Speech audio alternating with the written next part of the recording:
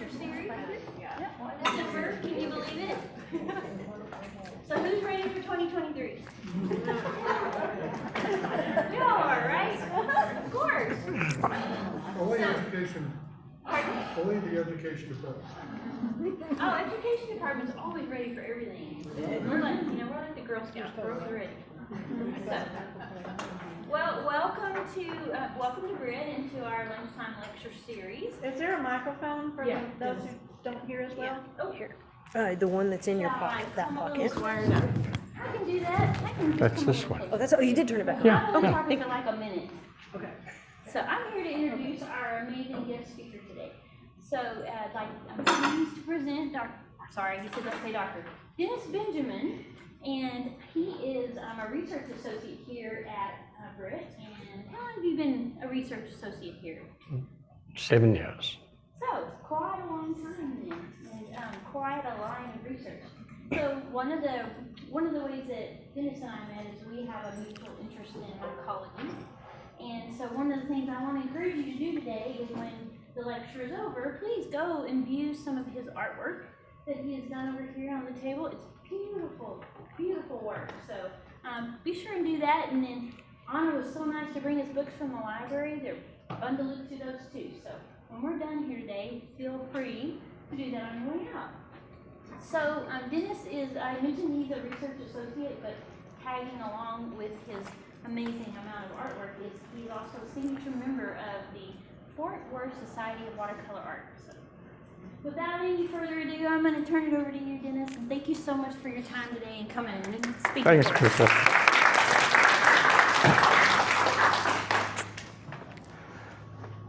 Wow, what a pleasure to have people to actually speak to and see their reaction. I hate giving pure Zoom talks.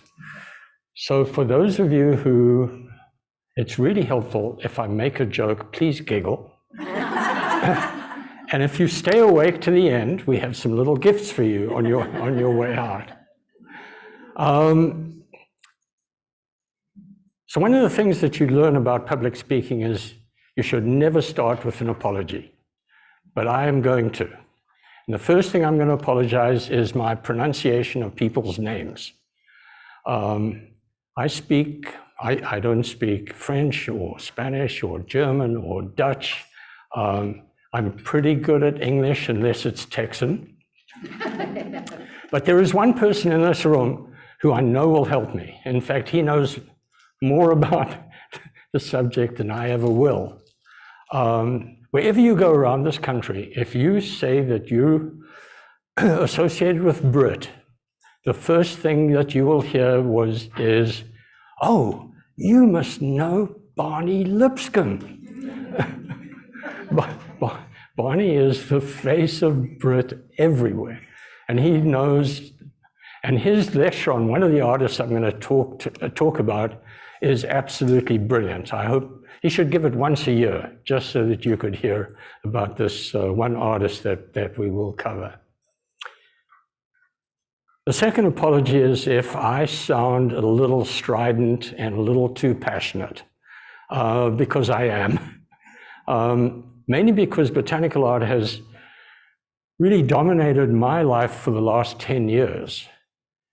And the second is I am really hoping that the Fort Worth Botanic Garden and BRIT will one day have a robust botanic art program with a certificate in botanic art, just like the great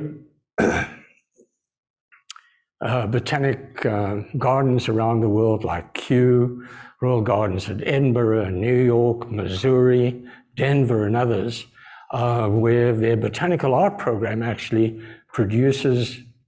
is one of their major revenue producers.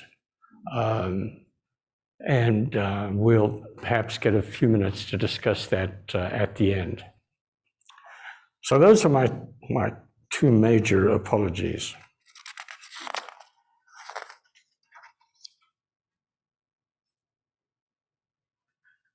What I'm not going to be discussing today are the developments in, especially in printing, from woodblock to copper plates, etching, engravings, to lithography, and to the modern digital era.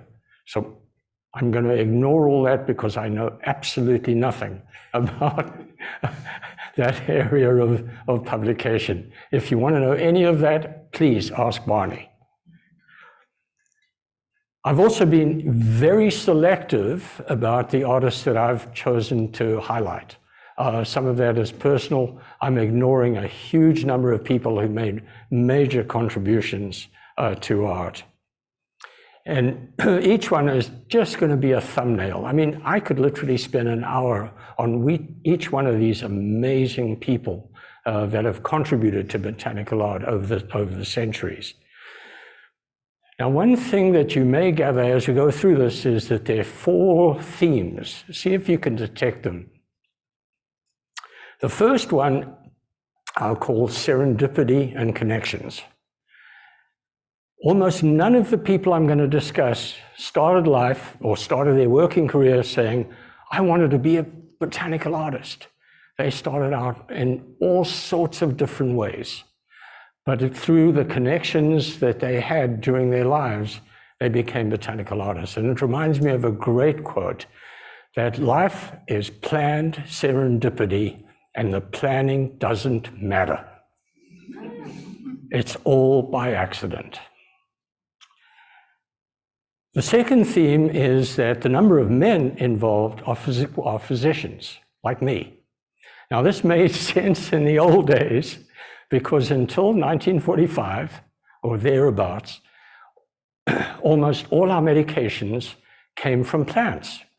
So botany was a major component of medical school. In fact, I'm not that old, but the medical school that I went to required 1 full year of botany as a prerequisite.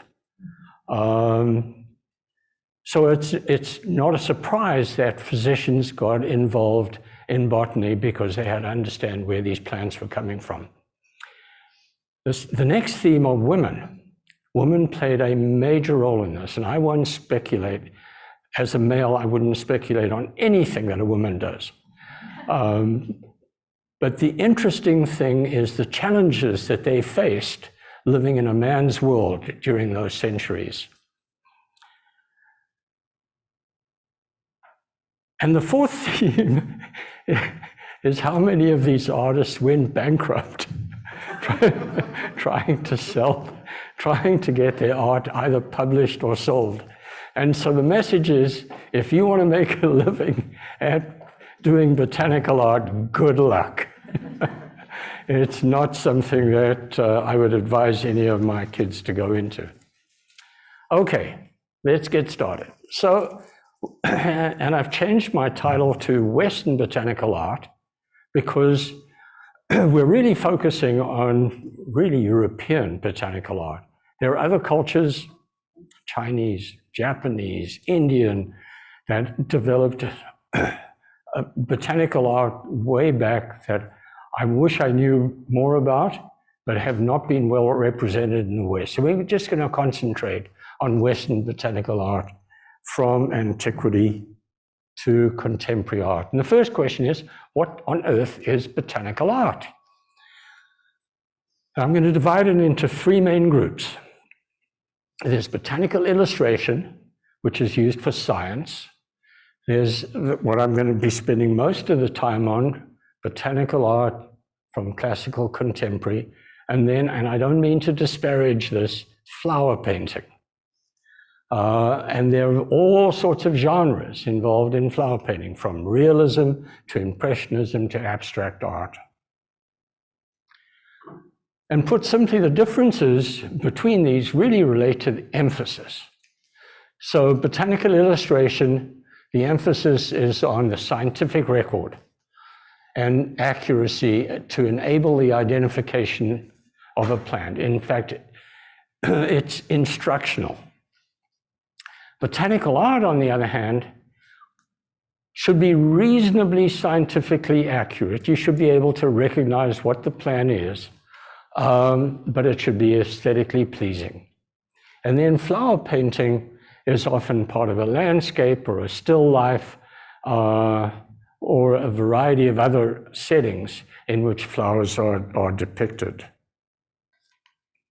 So scientific illustration is usually from live plants, but as Tiana knows, people will sneak into the herbarium and use herbarium specimens to illustrate for scientific purposes. And it's usually to illustrate a text, either a book or an article. And all features of the plant are usually shown. Roots, leaves, flowers, the naughty bits, the pollinators, all stages of the life cycle. And it must enable an accurate identification. And almost always in the painting, there'll be a ruler so that you know exactly what the size of everything is. And over 90% of these are monochrome. It's usually either graphite, pen and ink, but very seldom is color used. This is a classic example of a botanical illustration. And here's another one that actually uses color. This is by Jorge Eret of Magnolia grandiflora. Everybody will recognize the magnolia, but if you look at the bottom, you see everything from the seeds to the seed pods to every stage of its life cycle. Oh, sorry. Here's another example of a classic scientific illustration on the left. This is in a medical, Kohler's medical plants compared to Botanical Art, which represents the dandelion in a completely different way. But here you see all stages of the development of the flower and the plant illustrated perfectly. So Botanical Art, on the other hand, while scientifically correct, may not be complete. The emphasis is on its aesthetic value. It follows the trends of the time. And the current trend is doing watercolor on calf skin vellum. This is actually a return to a really old way of painting botanical subjects. I wish I could learn how to paint on vellum, except vellum these days is really expensive. And you have to know how. I'll perhaps get to that in a few minutes. It's almost always on a plain background, almost always white. And it's the uses, the medium that's most often used is transparent watercolor or gouache. For those of you who don't know what gouache is, it's opaque watercolor. It's been used for years and years by everybody from Sargent to Turner to many, many other artists, but it was also a favorite medium for many botanic artists.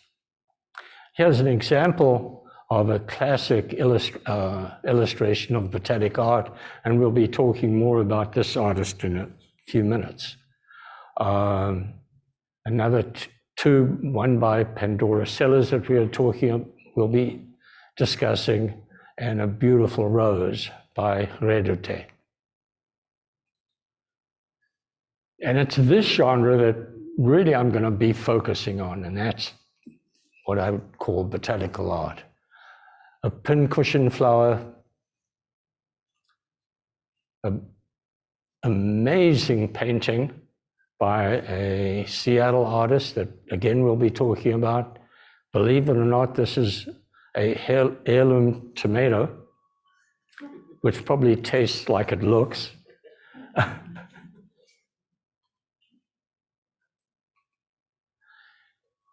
And then the third group that I won't be talking about is flower painting. And that the emphasis is on aesthetics. There's no scientific accuracy. It's often in a vase or a part of a still life or even part of a landscape. And it's probably the most common style today of depicting flowers. And the media may be watercolor, maybe gouache, maybe acrylics, maybe oils. And here are two what I would regard as incredible flower paintings, and both of them are by Fort Worth artists. Soon Warren painted this one, and both of these were displayed in the Botanical Art shows that we held at BRIT in 2019. And Lauren McCracken, both of these are internationally well-known artists. It's unusual for Lauren to paint flowers. I convinced him for our show that he needed to paint one, and this was his rendition of a magnolia. So these are flower paintings in a very classical style. And then we move to Impressionism, and all of you will recognize Matisse, Van Gogh, these amazing irises. Obviously, the sunflowers are well known, Monet's water lilies, and Manet, followed by the paintings of Georgia O'Keeffe. And I'm not going to get into the sexuality involved in her paintings, because that's another whole discussion that could take half a day.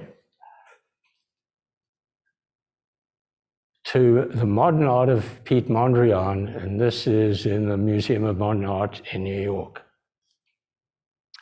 And then I just, off the internet, plucked a whole bunch of what I would call abstract paintings of flowers. And it's clear that flowers have influenced artists over the years to develop this abstract style. Some of these I think are really interesting. There are thousands of them to choose from.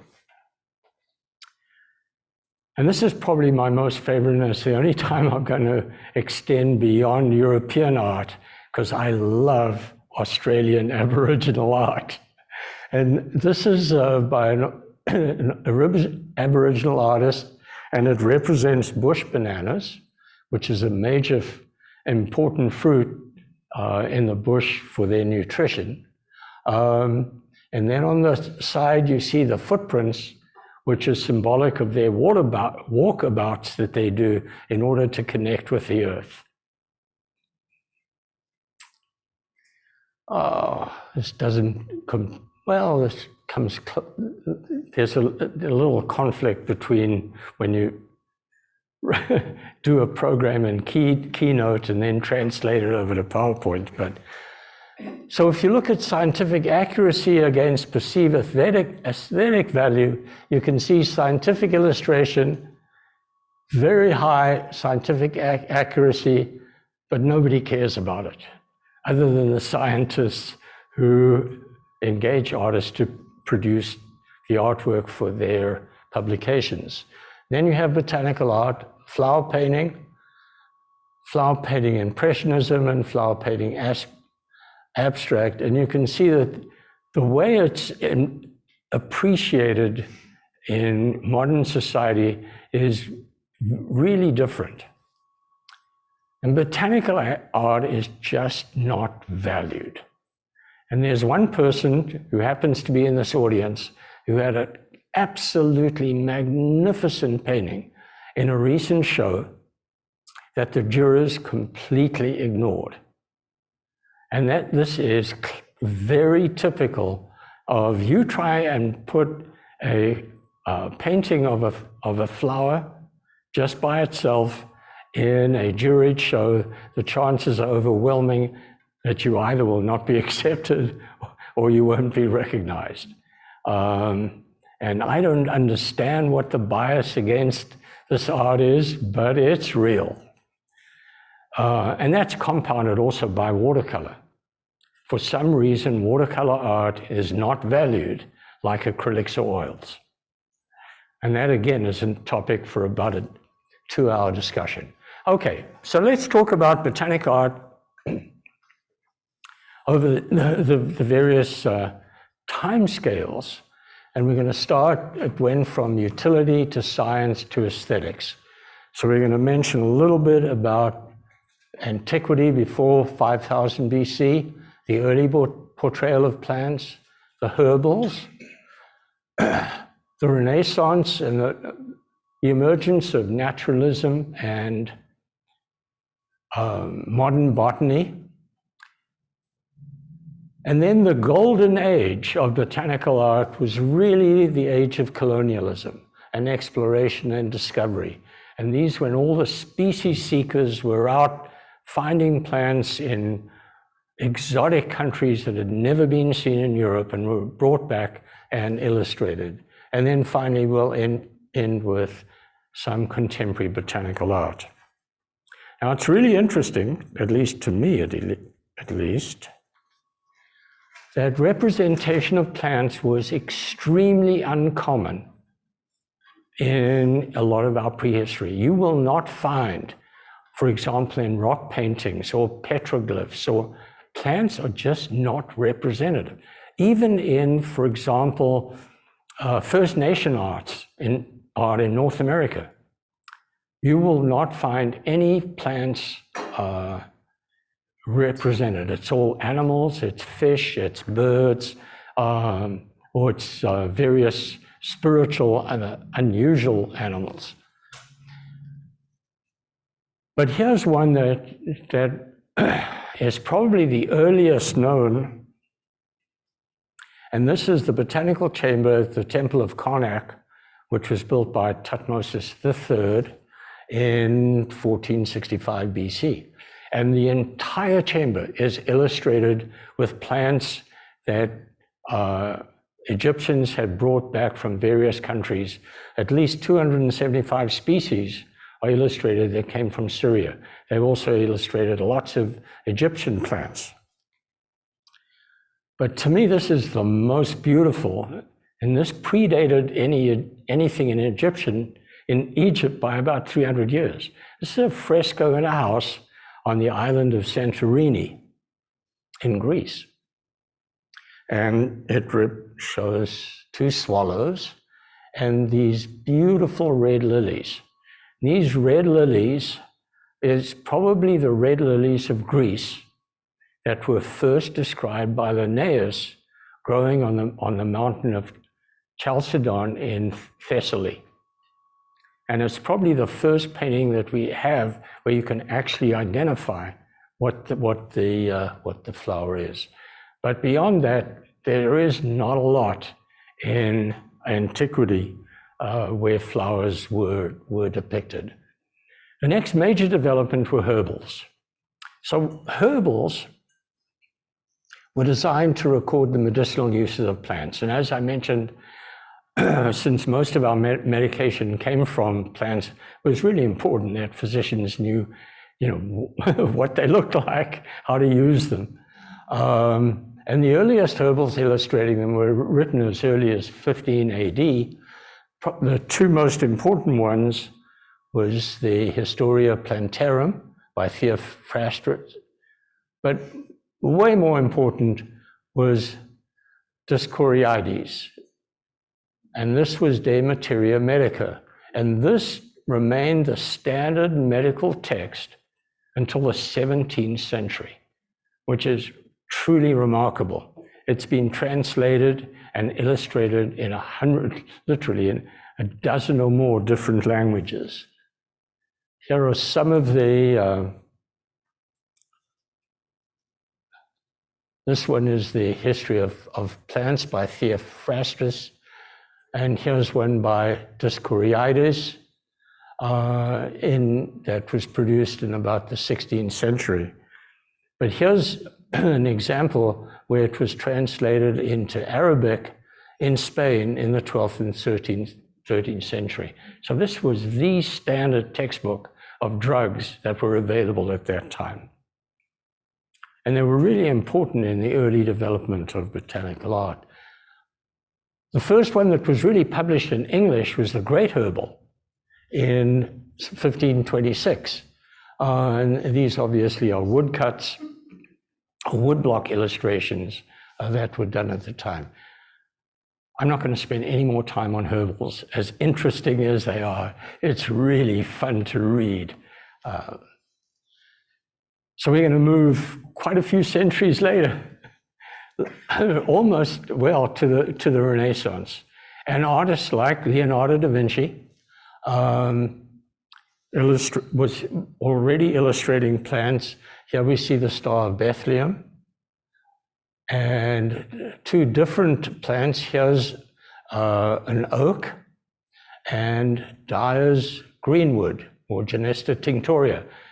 So you could make a pigment, a yellow dye, out of this particular plant, and then if you mixed it with woad, which was from another plant, which was blue, you got green. And that's how many of those early pigments that the artists used were extracted from these plants.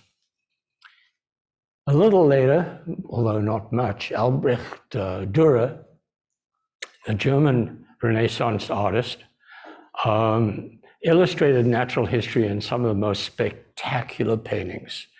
Many of you may, the one you probably will recognize most, which I'm not illustrating, is his rabbit. He has a rabbit that I don't think anyone has ever painted a better depiction of a rabbit. But his tuft of grass, which is illustrated here, remains a classic of botanical illustration. It truly is spectacular. But we're going to leave that era and really now move to what became a whole new era of botanical art. And Maria Sibylla Merian, and we have one of her books out in the counter that I really encourage people at the end of this talk to go over and just page through some of those books. She was, her parents were Swiss, but she was born in Frankfurt. And that turns out to be really important because Frankfurt was the center of the silkworm trade in Europe at the time. And so she grew caterpillars to make silk. And she got really interested in how these, and noticed that these caterpillars, if you let them go long enough, turned into moths. And that got her interested in metamorphosis.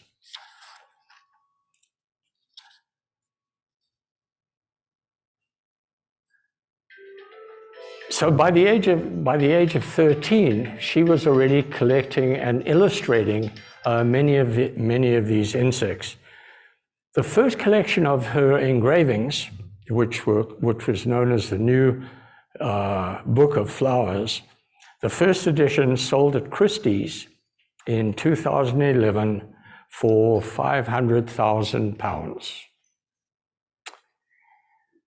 Now, unfortunately, Marianne had a really unhappy marriage, and she moved from Frankfurt to Holland, and to a sort of, today you'd call it a commune, that practiced celibacy at the Walther Castle. She moved there with her daughter, with her two daughters. The interesting part of that was the owner of the castle was also the governor of Suriname, which was a Dutch colony. It's now Guyana. And after a number of years, she moved back to Amsterdam and was encouraged to go to Suriname, where she published her Metamorphosis of the Insects of Suriname. And that book is over there. It is so heavy, I cannot even lift it. But it has some of the most astounding illustrations, especially of the caterpillars. Now, this was one of the many women who suffered because of her sex. And because of the guild system and being a woman, she was permitted only to paint with watercolor and gouache, was not allowed to paint in oils.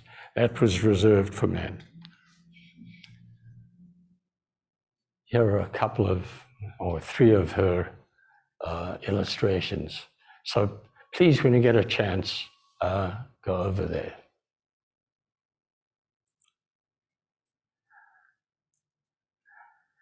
The unfortunate final episode of Miriam is that in 17, 15, she had a stroke. She was paralyzed. She wasn't able to paint, and she died, like many artists, as a pauper.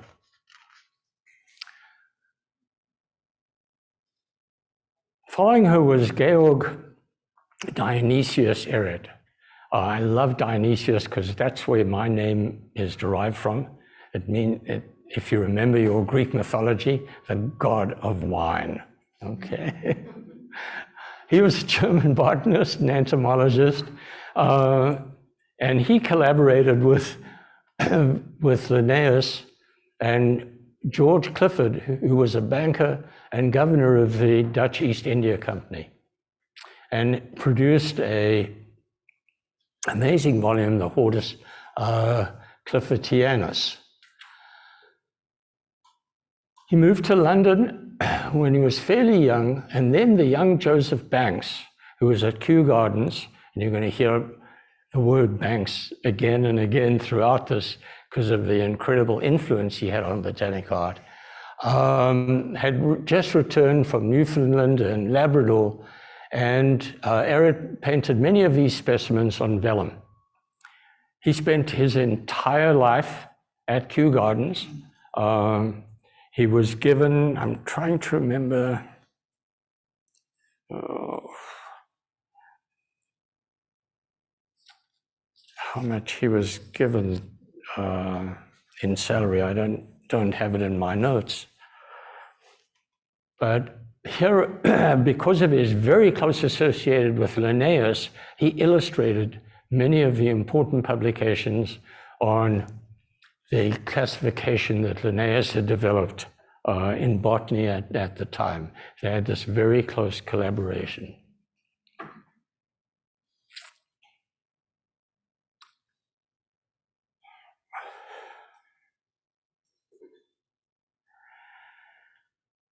Now, Eret died at the age of 62 in Chelsea, and I just want to say a few words about Chelsea, because we're going there next year to see the Chelsea Flower Show.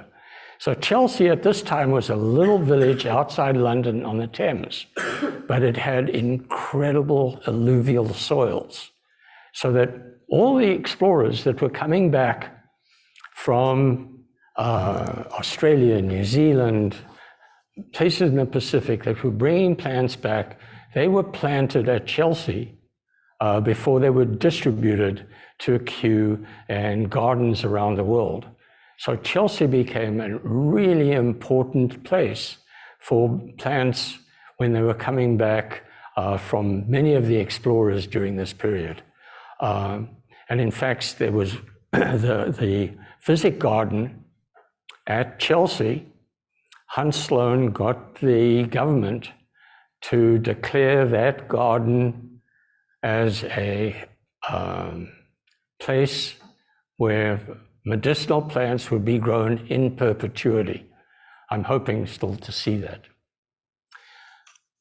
Now, Madeleine Francois Basseport, as you might tell, was French. And again, here was a person who started off not intending to be a botanical art painter. She was a portrait painter. This is actually one of her portraits. This is not her. But became the royal painter to the King's Garden and Cabinet in France. This was unprecedented for a woman to hold this particular position. She, interestingly enough, she held that position for 40 years.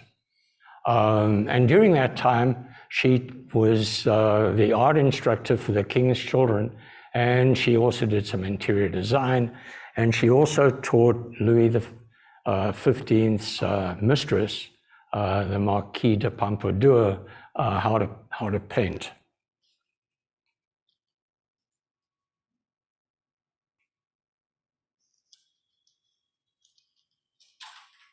I need to keep track of the time. Oh, there's a clock.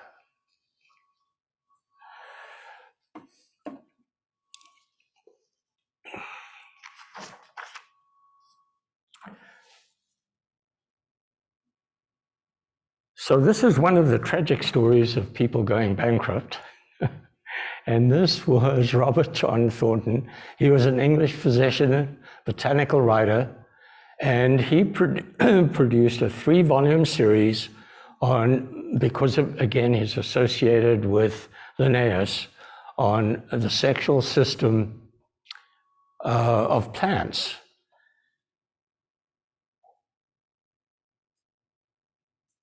The 3 volumes did not sell.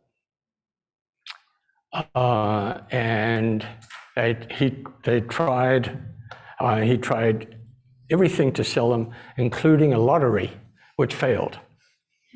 And so he landed up in financial ruin, and only 800 copies of his 31 plates were ever published.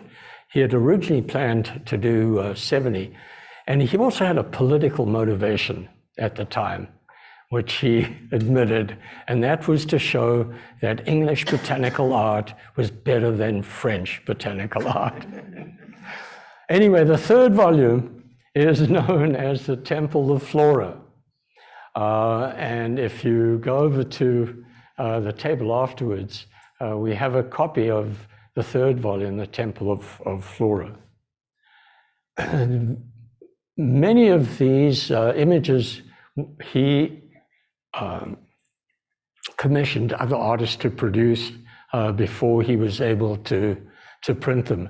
And many of them have probably recognized this Strelitzia is widely distributed in botanical art these days. Here's the large flowering sensitive plant.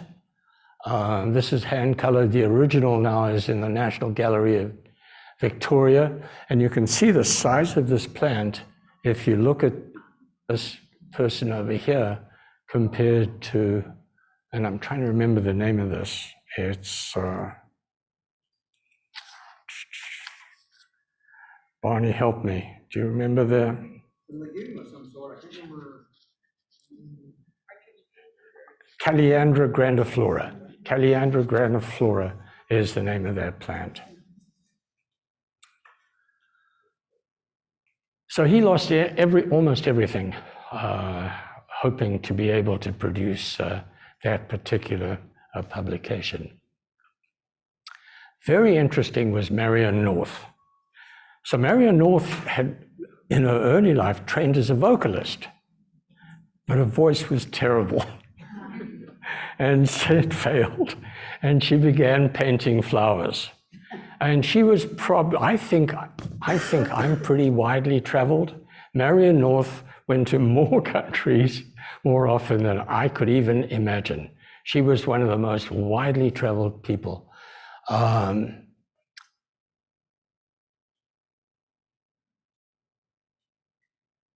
She painted in very bright colors. She always included backgrounds, so it would not be considered a classical botanical artist today. And her association with Charles Darwin at the time encouraged her to go to Australia as one of her particular travels. She has the only permanent collection by a female artist in Britain, and has a number of species that are named after her. She always wore Victorian clothes, regardless of where she was. She painted only in oils. She had no formal training. And when she died, 848 paintings were given to Kew Gardens. And here are some of her paintings. This, for example, this pitcher plant, Nepenthes, Northiana, was one of the species that was named after her, but she had at least half a dozen species that had never been described before.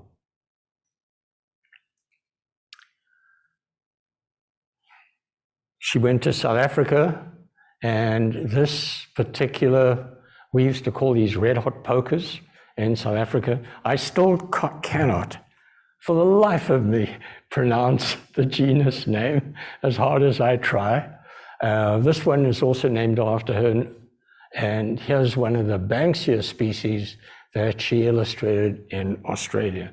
She was truly exceptional, and this is the gallery that she has at Kew Gardens.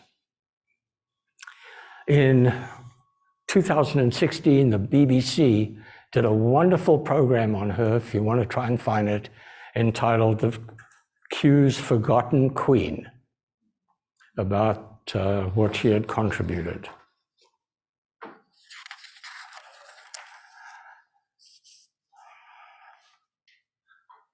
Okay, this one's a kind of tragic story.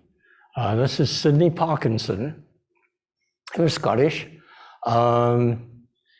and originally was supposed to be a wool draper in the wool trade, but got converted to doing botanical and natural history illustrations, and found himself in Kew, at Kew Gardens. If you get the impression that Kew is the center of the botanical world, it is. There's nothing that can compete, I don't think, with Kew. While he was at Kew, Joseph Banks recognized his skill and asked him to accompany Cook on the first voyages to the Pacific, where he made over 1,000 illustrations, despite the fact that in Tahiti, swarms of flies ate his paints. And when I look back at these artists and realize the conditions under which they painted and the materials that they had available and the skill that they had, it's just truly remarkable. Unfortunately, at the age of 26, he died of dysentery on his way home. And his work pretty much lay hidden for over 100 years before finally it was published in 1988. And we have a copy of the Banks Florilegium. And the word, for those who don't know, Florilegium is a book or a selection of paintings from a specific region or expedition.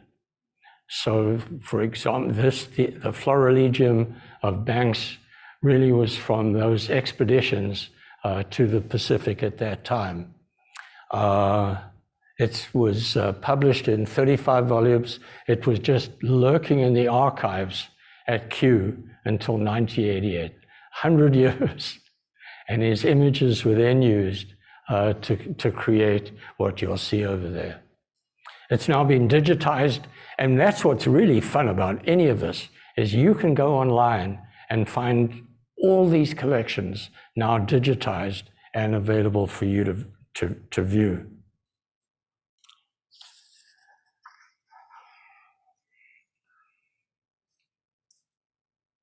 So here's an artist that only lived until he was 26. Whoops. Yeah.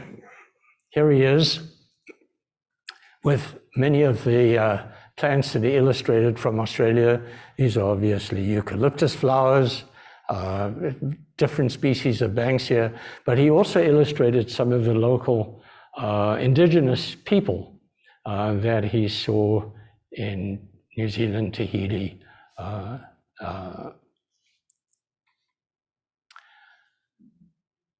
Now, here's an individual that most people wouldn't consider a botanical artist. In fact, our library doesn't have a single book by Beatrix Potter.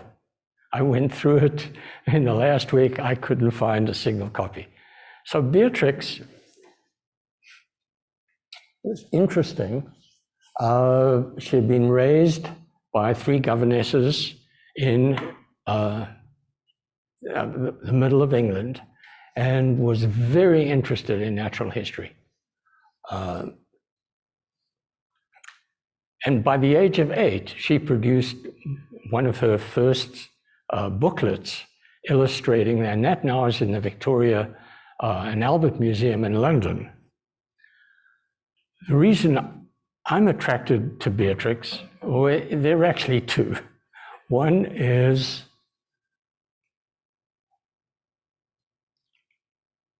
here are some of her natural history images, is because of this. She got converted to mycology and painted some of the most amazing illustrations of mushrooms. These were on display at the Seattle Art Museum a number of years ago, and they truly are exceptional. At that time, she wrote a paper on the germination of spores from fungi and submitted the paper to the Linnaean Society. But because she was a woman, she was not allowed to make the presentation. And then she also withdrew it a few months later because she realized a couple of her specimens had been contaminated. It wasn't until 1997 that the Linnaean Society issued an apology for how they had treated her. So she gave up mycology and she wrote a book. And she wrote a book, The Tale of Peter Rabbit. And she self-published it because she couldn't find a publisher to publish it for her. So she self-published 250 copies. There are now 250 million copies of her books around the world. So if you're thinking of writing a book and you can't find a publisher, self-publish. But her mushroom paintings, I think, are truly exceptional. So this is probably the most important and most prolific botanical artist. And it's not read out, as I used to call it, it's redoté. The French Pierre-Joseph Redoté was the Raphael of roses. And here is, and I'm hoping Barney will give his talk on this artist. He should once a year because it is exceptional. He was born in Belgium, left home at 13, did a lot of interior design, joined his brother in Paris, painting scenery for theater. But then he met botanists who guided his art towards flower painting, and that's when he got introduced to the royalty at Versailles. And from then on, his life was all roses, so to speak. He painted for the court of Marie Antoinette till she lost her head, and then for Empress Josephine at Malmaison. Unbelievably prolific and absolutely gorgeous painter. Over 2,100 plates, 1,800 species, nearly 50 books. And in 1985, somebody ripped up one of his books and 468 leaves were bought by a New York auction and art dealer for $5.5 million and then have just been dispersed. Many of you will recognize these, and we've got a couple of these books over here. Now, almost contemporary with him were the Bauer brothers. They were Austrian brothers, considered preeminent in painters of natural history. Ferdinand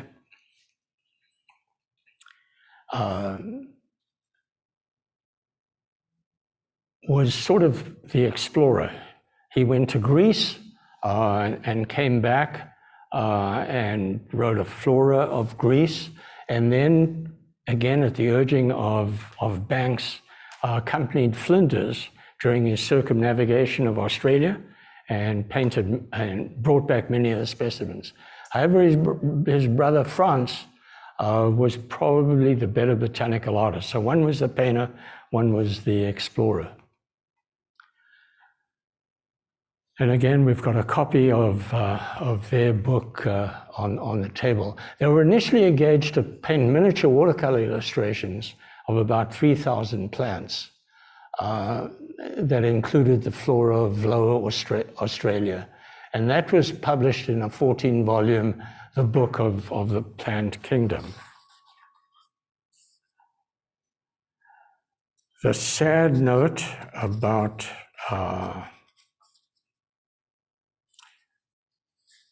One thing I need to mention about Redite is he died while painting a white lily, which sort of seems appropriate. I'm going to talk again about one or two more deaths.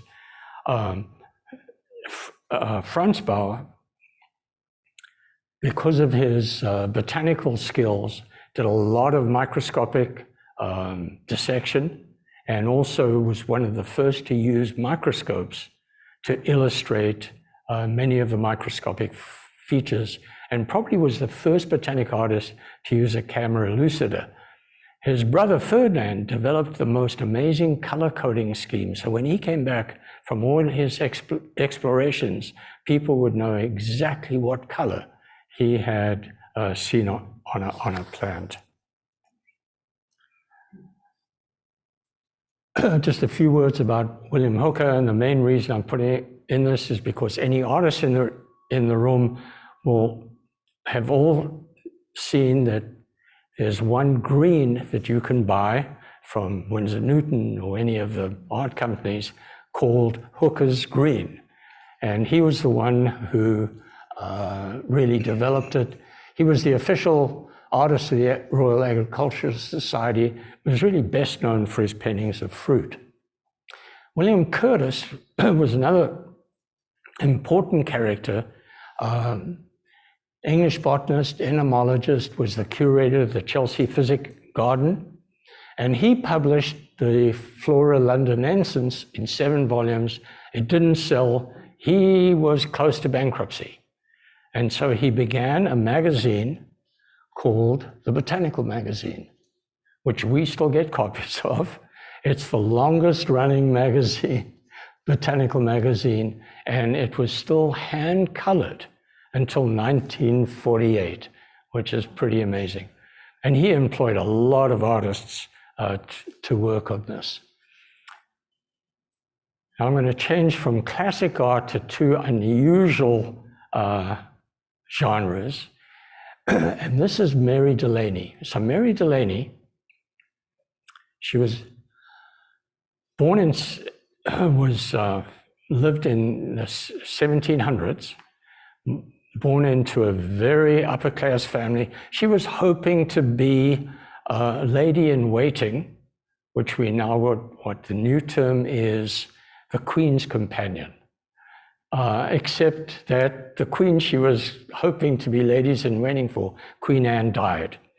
So she lost that chance, but she had a very close association with people like Handel, was a main supporter and promoter of his music, lived in the upper crust of English life, and like most people at that stage, the woman knew embroidery and a whole variety of other arts. Well, when she was 72, she noticed that when she clipped some paper, it looked like a geranium petal. And she started putting paper cuts together to create a mixed media collage, which is absolutely astounding. We read this book as part of the BRIT book club a few years ago by Molly Peacock about her, called The Paper Garden. But her collection of paper cut flowers, here you see a spider lily, passion flower, are truly stunning. And those are now at the Kew Gardens. Equally stunning, and using a completely different media, are the Blaschko brothers, Leopold and Rudolph. And for those of you who are ever in Boston, you have to go to the Harvard Museum of Natural History to see this collection. It's glass flowers, 847 of them. And they just go on and on. It's almost unbelievable. I've never seen glass constructed like this. Margaret Mee was a very interesting character, and now we're into the 19th century. And At the age of 42, she left England and moved to the Amazon. She taught a little bit of art in Sao Paulo, but then started exploring the Amazon and painting the plants that she saw there. She was one of the first environmentalists to draw attention to the impact of large-scale mining and destruction of the Amazon.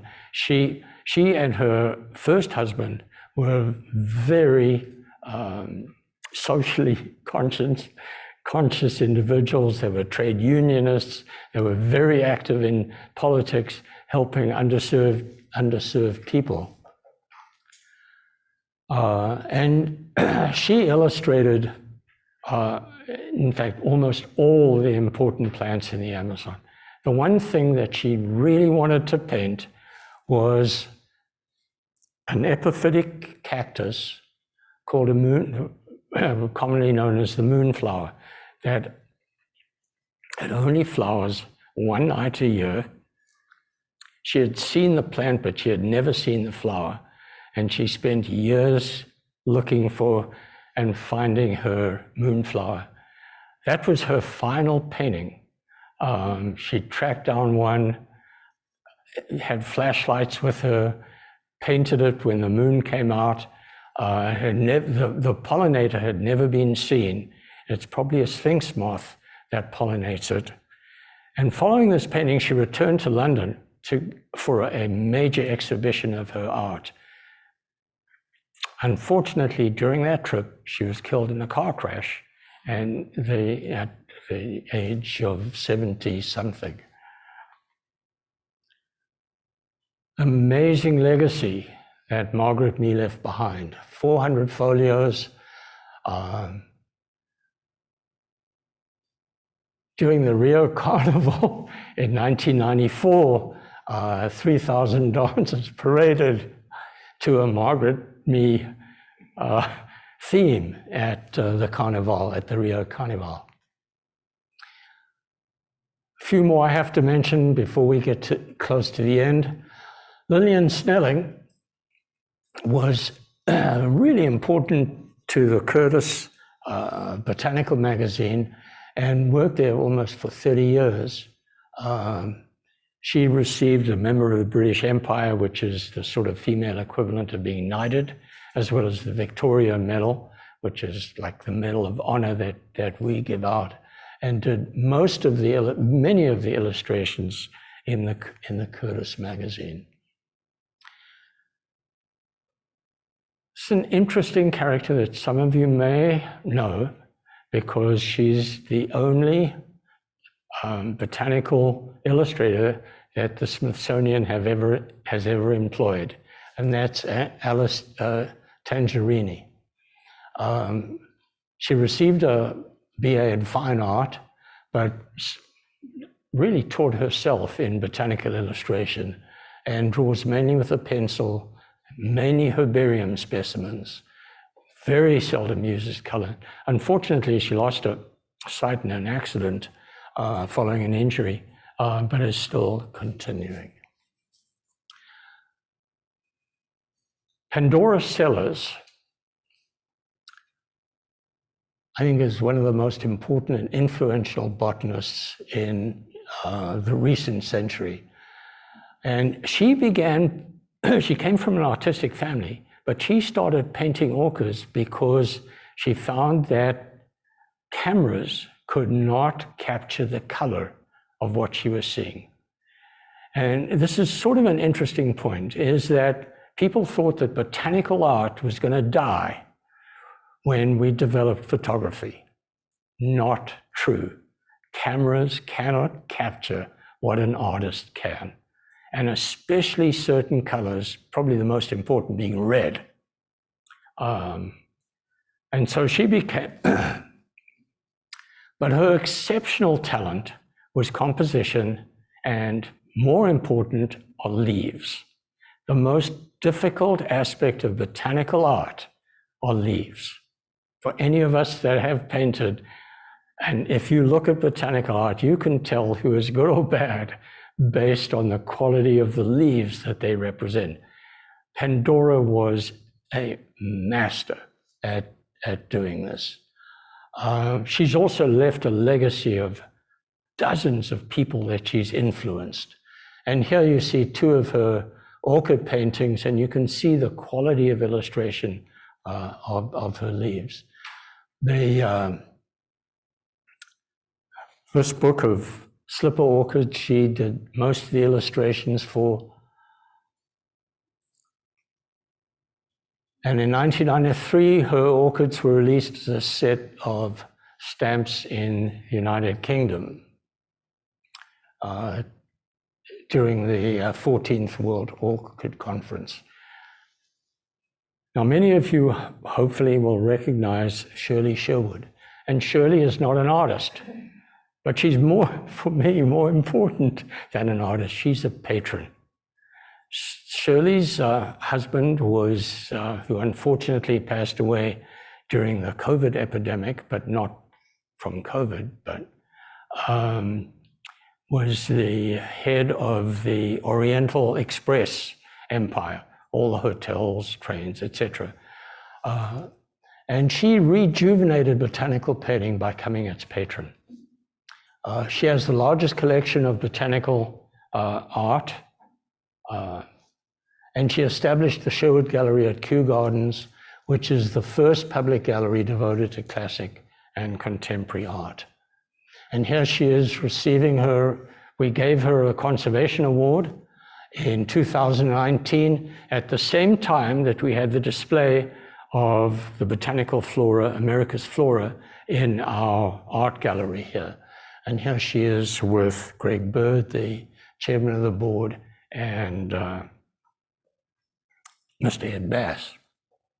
We were hoping that this would catalyze BRIT into a new era of botanical art. Didn't quite work out that way, but at least we gave it a good college try. Now, if you're going to go to England in the next few months, these are two upcoming shows at her gallery, The Art of Food and When Flowers Dream. Two last artists I just want to mention because they're really personal to me. Jean Emmons started life as an abstract artist. She lives on Vashon Island, just outside of Seattle, and was converted to doing incredible botanical art with watercolor on vellum. This painting on the left won the gold medal at the Chelsea Flower Show a number of years ago. Here's one of her chestnuts. I took a class from Jean, and she's a great teacher. But at the end of 4 hours, I had completed a square about an inch big. And I said, Jean, I love your style, but I'm going to be dead before I ever finish a painting. And sure, she doesn't do a lot of paintings, but each one is amazing. She used to put on maybe 10, 12 layers of paint. She's now up to 40 or 50. And as you can see, they are some of the most remarkable images you can imagine. And her latest is this one. It's the celery root. I can't even begin to imagine how one would paint something like this. And the final artist that I want to mention, again, because of a personal connection, is Carol Wooden. I think Carol has really taken on the mantle of Pandora Sellers. Carol, she started out life driving commercial trucks, which doesn't seem closely related to botanical art, but she's an incredible orchid painter. And I was very fortunate to go with her to Greece to paint the orchids around Pelion. And she grows these corn plants in her place in upstate New York, and then illustrates them each year. She has that same incredible technique that Pandora has of illustrating especially leaves. So here's one of the orchids that we found in Greece. This one is these are called bee orchids because they pretend to be insects. And so bees come, or bees, wasps, other creatures come and try and mate with them. This is Ophrys speculum. And she posted this one recently saying, oh, this is a work in progress. I think it's completed. I mean, her leaves here are incredible. Here's one of her images, again, of a slipper orchid. And then I have to end with the person who introduced me to botanical art, and that was Sasha Wierzmiński, an artist from St. Petersburg, who unquestionably is the best mushroom artist living today. And here's Sasha. This was posted recently. Looks like this little forest gnome. But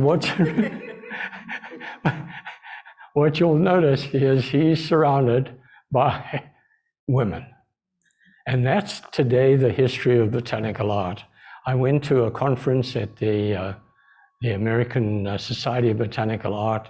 There were about 500 people there. There were about half a dozen men. It's become an art form almost entirely practiced these days by women. Just a final few notes. Botanical Art at BRIT. We did begin a program in 2017. We enlisted over 120 local artists. We had some great shows here. All the painting classes were sold out. We brought the Worldwide Botanic Art exhibit. Shirley Sherwood came. And we even began negotiations with TCU to develop an academic art program. And we wrote a grant for a florilegium of rare Texas plants. Unfortunately, that all died. It was disbanded in 2021. Perhaps COVID had something to do with it, but there were competing priorities at BRIT. There were changes in personnel and a lack of support. And the tragedy is that during that time, the library received two major donations that are important for botanic art. The one is the K. Stansbury collection, over 100 books of botanical art, some of which are shown there, that need to be more widely shared. And the Arrayed Natural History collection of art, which was a donation of over 2,000 classical prints and paintings by very well-known artists, including Redoute and William Roxburgh. These now are in the library. They need a place to be displayed. So finally, just want to thank Sasha for introducing me to watercolor and mushroom painting initially. That's a long story. Kathy McGeegan at the Gagem Academy of Art in Seattle, Soon Warren for helping me to continue here, BRIT for providing a forum, and Carol Wooden at the American Society for Botanical Artists, and Philip Cribb at Kew Gardens for their encouragement. So I'd like any questions, I'm glad to answer. I really would encourage folks to have a look at some of the books. Now, for those of you who still have your eyes open, when you leave, there are two of my prints that you're welcome to take. One is the Ocotea in bloom, and that was the print that we produced for the Conservation Award for the Shirley Sherwood dinner. The other one is a personal one from South Africa. It's Cape Town in the background, and the two important South African plants, a protea and an orchid that only grows on Table Mountain, the Disa. So you're welcome to take one of the others. And as you're going out, I don't know if this is going to work. Can we show one of those?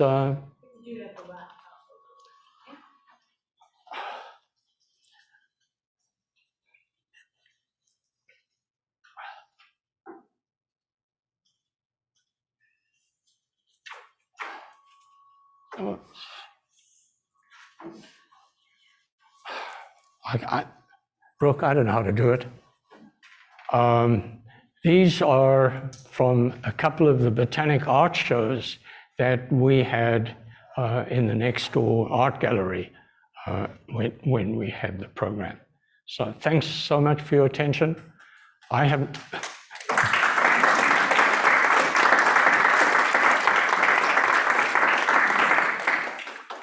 And thank you for attending our lunchtime lecture series. We tremendously appreciate you taking your time and supporting us.